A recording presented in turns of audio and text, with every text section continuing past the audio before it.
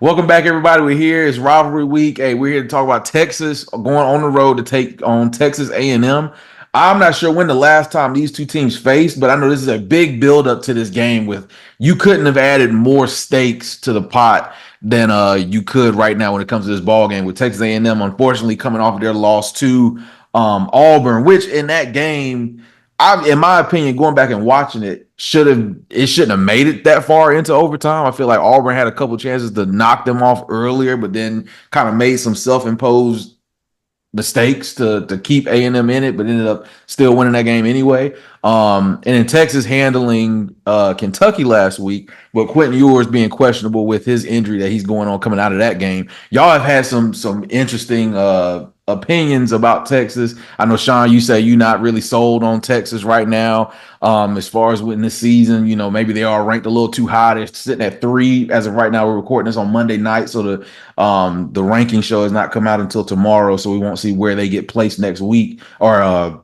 for this upcoming weekend. But to me, I will say A&M is crazy as they play and as they look sometimes. A&M is still a very good team, and they're very well coached, especially when it comes to playing at home. Their problems this year has been when they've gone on the road to play teams, they kind of lose themselves or get caught up in the moment away from their building. But being back home in a primetime ABC night game going up against Texas, I don't think right now the line is sitting at what? They're a touchdown favorite as far as Texas is, which is still that's giving a lot of credit to A&M and that environment that Texas is gonna have to get ready to walk into, along with the injuries that Texas has right now. Not sure who the starting QB is gonna be just yet as far as Monday night.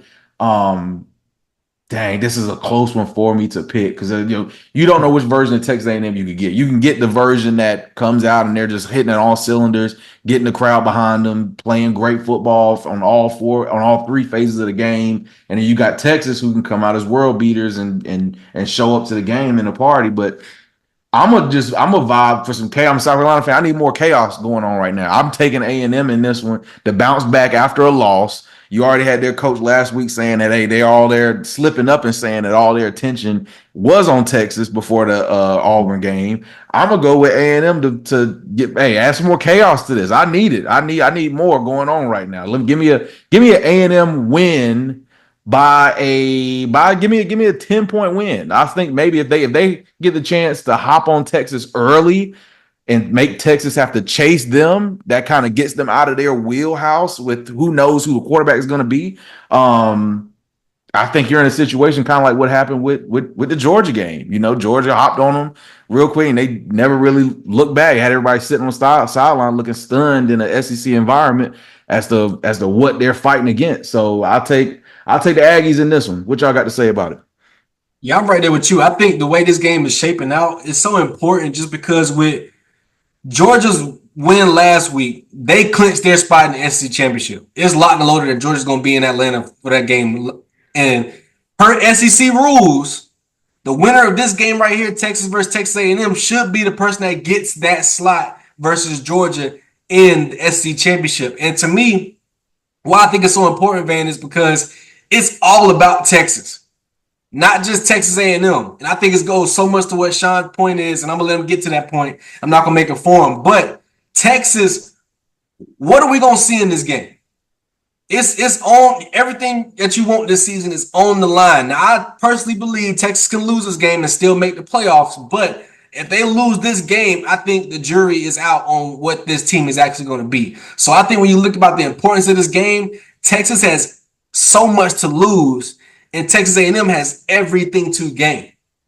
And I think the head coach slipped up in a way where he might have predicted his future, man, because he predicted that they're ready for this game. That's what he said. But he didn't predict that they was going to drop the ball literally in a late night blockbuster game versus Auburn in what Nick Saban said on College Football Game Day is a haunted place in Jordan-Hare Stadium. And being a Bama fan, it's haunted as hell in that place. You see the most crazy things happen, and we saw that happen in the forefront last Saturday. So when I think about what the importance of this game is, I just got so many question marks for Texas, and I want to see what the answers are going to be for this test. Texas A&M, what do you have in your bag to make this a game? Are you going to be more physical? Are you going to be more misdirection and, too much eye contact for the Texas defense? What is it going to be? Because I don't know what you got in your edge. I know you got a strong running back that's ready to run through people, but he can't catch a pass. I know you got a quarterback who's ready to run through people, but he really can't make no on-point passes. So we're really going to see what Texas A&M got to match up in this matchup. And I think Texas is going to win it in an easy fashion. I think we'll get a Georgia-Texas rematch in the SEC championship. And I think the SEC is going to really actually be in good representation in the playoffs because of these next 2 weeks. All right, so I'm going to start with Texas only because Texas is not a sexy team to me. Texas is a good football team, right? Texas got a good offensive line.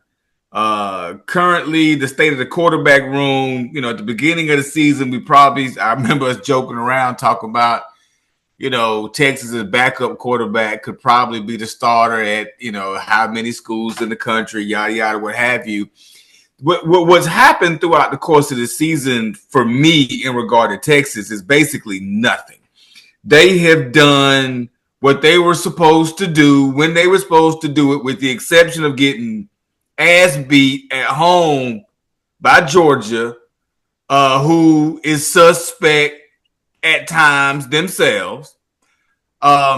Texas is ranked as the third best team in the country because honestly, there's nobody else that kind of wants to even have that claim. So you got to give it to Texas because of their record, not necessarily because of who they play to beat, but because they're Texas and their win-loss record. Quinn Ewers is supposed to be a first-round quarterback. They don't have what I would call that guy on the outside at wide receiver that can take over a game. They don't have that guy in the backfield that can take over a game. You don't hear any conversations about, that stud Mike linebacker, the defensive lineman that's going to be a force in the NFL, the offensive lineman that just will not give up the blind side. You're not getting any of that coming from Austin. And you haven't been getting any of this season. I think Texas has been a benefactor of schedule and having a very good head coach and a solid team. But can Texas be beat? Absolutely. And there's multiple ways that it can be, that it can happen. And Texas A&M actually has all those multiple ways to get it done to make it happen. The fact that this game is being played at home for A&M is huge. A&M, I think, this don't have anything to do with the game itself. This is just me just playing for shits and giggles here. But, the fact that Texas is in the SEC, I think A&M is kind of pissed off about that. Because A&M left the Big 12 to get away from Texas. Now y'all following me around now, right? That's what you want to do? You want to come to my conference now. Okay. I'm looking for A&M to step up and give it to Texas tomorrow night. I don't think they're that good. I don't think they could beat Ohio State, nor do I think Texas could beat Oregon. Okay. Now, if you take from 3 back, I think Texas would have a shot against any team from 3 to 12, right? But I also think any team from 3 to 12 currently could also beat Texas on a neutral field. I don't think they're that good. So, A&M's got so much to play for. Sark ain't going nowhere for real, but I think this is going to be his reality check. I already got my ass kicked by Georgia, so no, I'm actually not where I thought I was. I'm finna lose to my old rival, which I really don't know nothing about. I'm going here coaching a football game, but this rivalry is about to kick in. These fans about to kick in. The 12th man's about to kick in. All this about to kick in. And the worst part about all of it is you can drive there. You know what I'm saying? Y'all got an hour and a half, hour 45-minute drive. It's going to be a nice drive over. It's going to be a long ride back to Austin from College Station, y'all. I'm telling you. I got A&M by 10. And I don't even think it's really going to be close. That crowd and the rivalry, all this coming back together again with what's at stake, Texas also knowing that if they lose this game, they still got a good chance to get in. A&M's got to have it. Man, give me A&M by 10. Yeah, and I think the outcome, if that is the case, if Texas A&M does take this and really run with it, I don't think that's a good look for Texas. No. I think they're going to scrape in. I think they're going to really get it hard hit because of everything you just said. And I think it's so apparent that it's like, okay, cool, Texas. It's almost a must win for y'all because you really ain't got the strength of schedule to say, you know what, regardless of everything we've gone through this season, we are 100% in. Now, do I think they're going to get in just because of the committee? Yes. I think there's going to be 3 SEC teams to get into the playoffs this season. Texas is going to be one of them. So I think for the outcome of it, like you said, it's really not that important inside. But for the statement win, you better come ready to play. They've been coasting off of great coaching in my aspect of a great head coach that can control this system and control this team to get these wins in a tough spot. Georgia just came in that game too motivated to handle.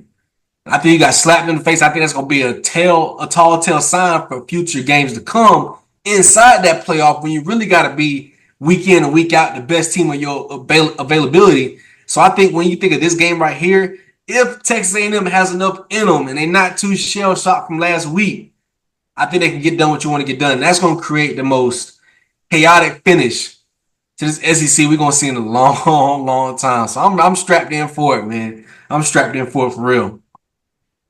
Yeah, I definitely hear you. It's going to be interesting to see what's all going to happen after this weekend, and if there is a whole bunch of tiebreakers going on, not even on in this conference, but in other conferences. How are they going to handle the whole decision of who's going to make it into these title games with similar conference records? I don't know who all the tiebreakers are. We'll get into another one that could break the tiebreaker coming up in our next video, but we'll get there when we get there. But until then, hey, appreciate y'all. Stay tuned. You'll see y'all on the next one.